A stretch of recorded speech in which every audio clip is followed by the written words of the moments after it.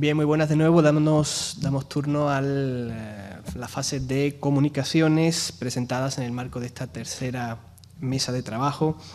En primer lugar, tenemos con nosotros a José María García Ríos, autor del estudio Las prácticas médicas como trampolín social, la familia Akenza de Baza en el siglo de las luces. José María García Ríos es licenciado en Historia por la Universidad de Granada, máster en Textos, Documentos e Intervención Cultural por la Universidad de Córdoba y experto en genealogías y archivos por esta misma universidad, donde es becario de colaboración del Ministerio de Educación y Ciencia en su Departamento de Historia Moderna, Contemporánea y América. Como parte de su faceta investigadora, García Ríos es miembro del Laboratorio de Estudios Judeoconversos de la Universidad de Córdoba, pertenece al Grupo de Investigación Interdisciplinar de Historia de la Provincia de Córdoba y forma parte del proyecto de excelencia de investigación Nobles Judeoconversos, la proyección patrimonial de las élites judeoconversas andaluzas siglos XV-XVII. En la actualidad, García Ríos disfruta de un contrato de investigación como historiador-investigador con la Fundación Juan Ciudad para escribir la historia de la Orden Hospitalaria de San Juan de Dios en España desde el Concilio Vaticano II hasta nuestros días. José María ha impartido conferencias, ponencias y leído comunicaciones en diversas jornadas y congresos científicos, donde ha publicado un buen número de artículos y varios capítulos de libros en obras colectivas. Nos gustaría destacar, entre ellas, Una élite de poder en una ciudad decadente, Baza en el siglo XVIII, trabajo que le ha valido el Premio Extraordinario Fin de Máster de la Universidad de Córdoba, concedido recientemente además, De la periferia al centro, Redes nacionales de una élite local, Baza en el siglo XVIII, El origen confeso de una élite de poder, Los Salazar de Baza, De repobladores a marqueses, El vertiginoso ascenso social de una élite rural, Los Segura Nieto de Orce, y próximamente, a punto de salir, Nuevas gentes y nueva sangre, pero las mismas reglas del juego, El concejo de Baza en el siglo XVIII. Muchas gracias, querido José María, por estar hoy con nosotros. Tiene usted la palabra. Bueno, pues muchísimas gracias al doctor Martín Omanes por tan caluroso recibimiento. Gracias también al Ayuntamiento de Aral y por supuesto por darme la oportunidad de participar en esta jornada.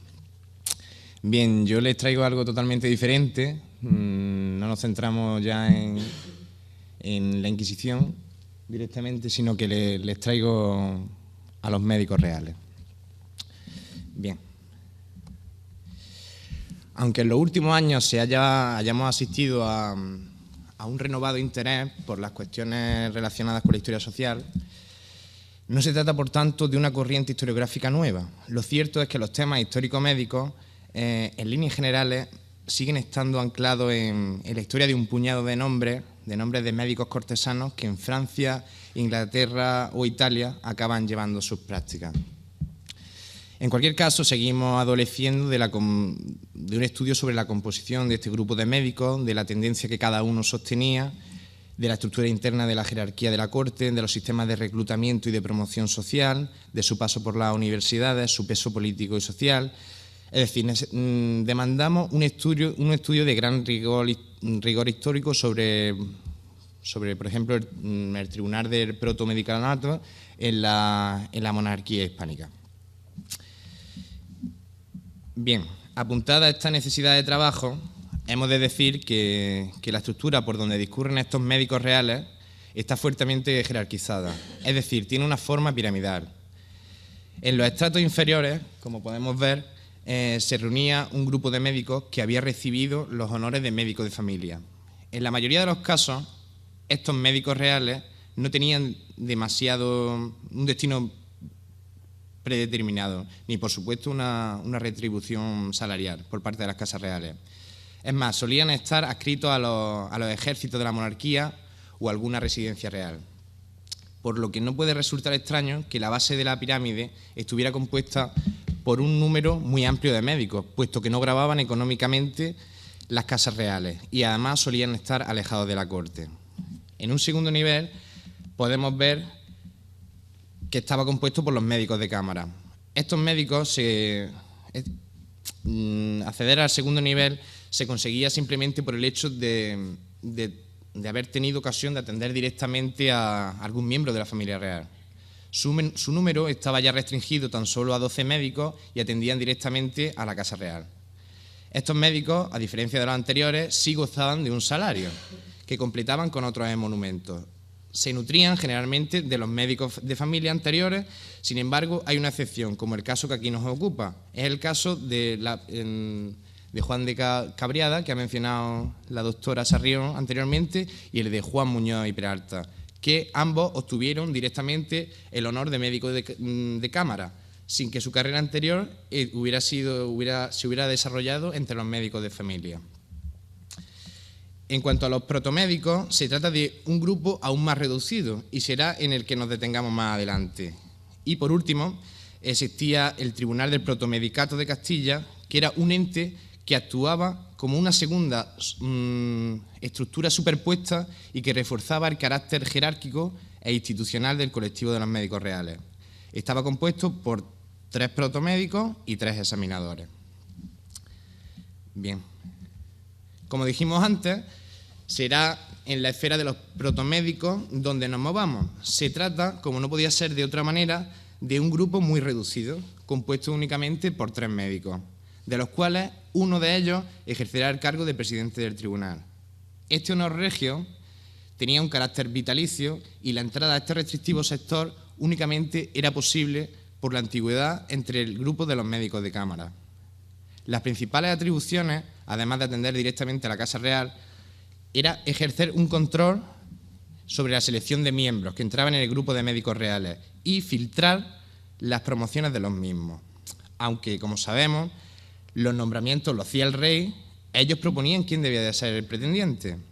Tareas que hasta finales del siglo XVII habían estado en manos de profesionales formados en las universidades castellanas. Sin embargo, desde 1685, este control de las universidades castellanas será desplazado por unos médicos que no se habían formado en Castilla. Es el momento de la llegada a la corte de un gran número de médicos italianos. Al tratarse de un colectivo que vive en los aledaños de la corte, es evidente que tenía un acceso directo a los miembros más poderosos de la nobleza, lo que habría aún más de gozar de una clientela de una elevada categoría social. Con la llegada en el siglo XVIII de la monarquía borbónica, el papel del protomedicato se vio incluso acentuado. Es decir, su carácter pasa de un carácter colegiado basado en la opinión y consenso de sus miembros, donde podía tener cabida diferentes tendencias en cuanto a las prácticas médicas, se pasa a un poder unipersonal, donde únicamente tenía cabida la opinión del presidente del protomedicato. En un contexto como este, hay que enclavar al doctor don Pedro de Acuenza y Mosá, nacido en la villa de Tempio, en el reino de Cerdeña, en torno a 1664. Este doctor era hijo de don Juan Baquis de Acuenza y doña Leonor de Mosá, miembro de la oligarquía de la isla Sarda. Tras una formación exhaustiva en medicina, se trasladó a la ciudad de Sàsser, actual Sassari, donde enseguida consiguió promocionar profesionalmente hasta llegar a convertirse en protomédico general de la isla de Cerdeña, lo que le valió para dar el salto a la corte castellana en los primeros años del siglo XVIII, consiguiendo en su sector pasar de ser médico de familia a ser protomédico de Castilla con Felipe V y Luis I, destacando entre los 3 médicos principales de la corte como el más firme defensor de la tradición escolástica y galénica, lo que le valió en el ocaso de sus días duras críticas y numerosas chanzas. Pues como sabemos, en el siglo de las luces se empezó a convivir la tradición de siglos atrás, de una medicina de justificación teológica en su enseñanza y práctica frente a los modernos avances en todas las ciencias que se ven reflejados en la figura de los novatores. Así, tras la publicación del Teatro Crítico Universal del padre Benito Jerónimo Feijoo, que buscaba separar la medicina de la religión como un cambio absolutamente necesario hacia el desarrollo en clave moderno, el doctor Acuenza, sintiéndose realmente herido, dio rienda suelta a su pluma, haciéndole una crítica feroz a Feijoo. Se tituló, como podemos ver, Breves apuntamientos en defensa de la medicina y de los médicos contra el Teatro Crítico Universal, donde daba multitud de referencias a teólogos de todos los tiempos en defensa de la medicina. con frases como «La medicina es aquella facultad que crió el Altísimo y que sirve y debe servir a la virtud divina». Acuenza, en su obra, no manifestaba otra cosa a Feijóo que debía dedicarse a cuestiones religiosas y lamentaba que una persona tan erudita se dedicase a criticar a la medicina y a los médicos, pudiendo emplear el tiempo tan apreciado caudal en abatir herejías. Pocos días pasaron antes de que el doctor Acuenza recibiera una respuesta impresa. El responsable fue el jesuita José Francisco de Isla. Su título, blanda, suave y melosa respuesta a los ferinos y furiosos apuntamientos que en defensa de la medicina escribió el doctor Acuenza, nos ha llegado a nosotros gracias a una recopilación del siglo XVIII, de 1787, bajo el título de Colección de papeles crítico-apologéticos del padre José Francisco de Isla contra el doctor don Pedro de Acuenza. Es una obra de carácter irónico y satírico que ridiculiza de forma continuada al doctor Acuenza. En ella, Isla afirma que el doctor Acuenza tenía hecho juramento de dejar morir a todo género humano si no le conduce al interés. Acude además Isla a los patrones comunes de la sátira contra los médicos, como cuando advierte al doctor Acuenza de los muchos muertos que le esperan en el otro mundo, para pelarle las barbas y apearle de su burro, con el fin de pedirle cuentas de los muchos homicidios que la mayor parte de los médicos cometen cuando han alcanzado la pericia. Para Isla, la intención de Feijóo se podía interpretar como la búsqueda de la limpieza profunda de la medicina y de sus practicantes. Pero la pluma de Isla no quedará ahí, no quedará ahí como vemos, y le dedicará otra nueva respuesta al doctor, esta vez con el título de Carta gratulatoria de un médico de Sevilla al doctor Acuenza de 1726. Es cierto que esta vez es más comedido y utiliza una sátira menos desvergonzada que la anterior, aunque concluye la obra con frases con una cierta arrogancia, donde da por sentado que todo el mundo se hará con su obra. Y dice así: a la librería de Moya, situada en Madrid, habrán llegado hoy hasta 200 personas, entre médicos y curiosos, que van así como las moscas al cebo de la golosinilla. Sea como fuere, las prácticas médicas desarrolladas por don Pedro de Acuenza nos apuntan que sus progenitores gozaban de una posición acomodada, ya que la titulación y la estancia lejos del domicilio paterno durante el tiempo que duraban los estudios suponían un coste que solo podía satisfacer un pequeño sector de la población. Una vez completados los estudios, el camino se allanaba, es decir, la inversión social hecha por los progenitores empezaba a dar sus frutos. Hemos de recordar, como bien ha apuntado el doctor Soria Mesa, que nos movemos en una sociedad donde todo está supeditado a la familia. El individuo en sí importa relativamente poco. Honor o escándalo eran el triunfo o la ruina de toda la parentela. La primera evidencia de este ascenso social era lograr encontrar una familia de posición medio-alta con la que poder entroncar.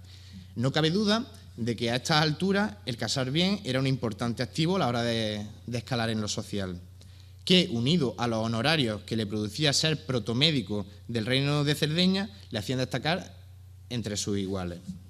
Este nuevo estatus social propiciaba entrar en contacto con las élites locales y establecer redes que en un momento dado pudieran auparlo a las cotas más altas de la sociedad española, además de proporcionarle distinguidos contactos con los que obtener todo tipo de favores y nuevos recursos económicos mediante el sistema de las igualas, unido a la acumulación de grandes lotes de tierra, de viviendas, de oficios de todo tipo.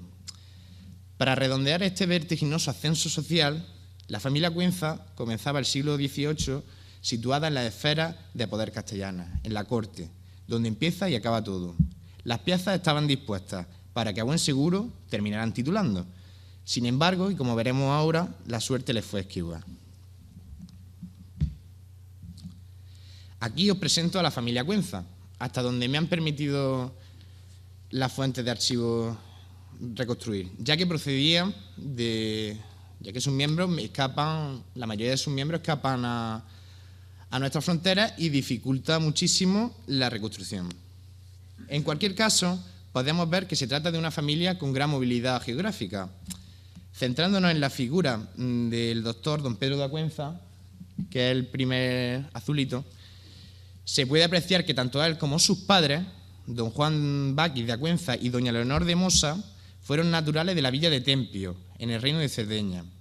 Este médico entroncará en Sassari con doña María Francisca Marongio y Mansó, hija de don Felipe Marongio y doña Gavina Mansó, que al igual que el contrayente también se dedicaban a la práctica de la medicina en la isla Sarda. Como dije antes, solo el azar privó a esta parentela de poder titular y encumbrar su ascenso social, pues de la unión Acuenza-Marongio solo vinieron al mundo dos herederos: don Felipe, que se asentaría gracias a las redes clientelares de su progenitor en Baza, y doña Leonor de Acuenza, que se quedará en Sassari, ambos inclinados a la carrera eclesiástica, con lo que cortaban de raíz la esperanza de la familia.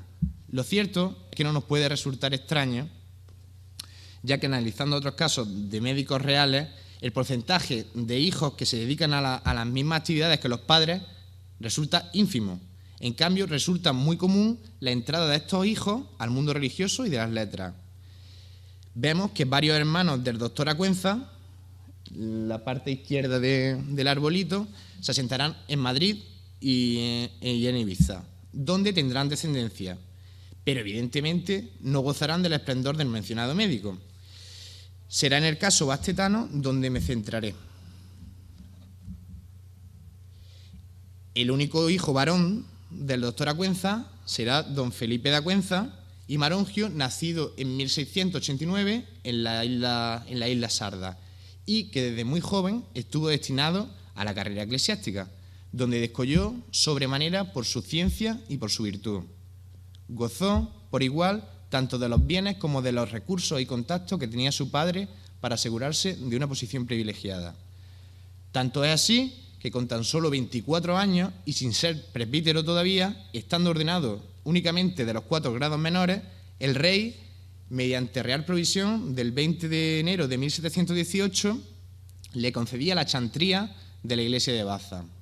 El cabildo, como era natural, puso el grito en el cielo. Sin embargo, comenzó a demostrar desde el primer momento que poseía excepcionales condiciones para desempeñar aquel papel. Tan solo 9 años más tarde, en 1727, ocupó la primera dignidad de la colegial de Baza. Con el abad Acuenza, la iglesia bastetana llegaría a su máximo grado de esplendor, pues se dedicó a reformar y a embellecer la iglesia, mediante la reconstrucción de la torre, la decoración del frontal del altar y del púlpito, la construcción de la capilla a su cargo del Socorro, el adecentamiento de otra serie de capillas como la Concepción, el Ave María, que pertenecía a los Arredondos, la capilla del Santo Cristo, también llamada Mataliebres, que pertenecía a los Santa Olalla, la casi ruinosa capilla del Sagrario, además de contribuir con otros muchos objetos al boato de su iglesia, encargando varios retablos o fundando numerosas memorias. Además, heredó el gusto por acumular tierras que tuvo su padre. Tanto es así que a la hora de su muerte, en 1779, se le calcularon bienes por valor de 336.000 reales, que venía a ser una auténtica fortuna para la época. En cualquier caso, y por ir cerrando, ya que mi exposición es más breve que las anteriores, el ascenso social de esta familia, al igual que muchas otras, concluía cuando tomaban autoconfirmación de su superioridad. Es decir, no solo había que serlo, sino aparentarlo, como expresó hace algunos años el profesor Soria Mesa. A estas alturas, los Acuenza acaparaban un inmenso poderío económico, donde el lujo y el boato eran la tónica dominante de sus vidas.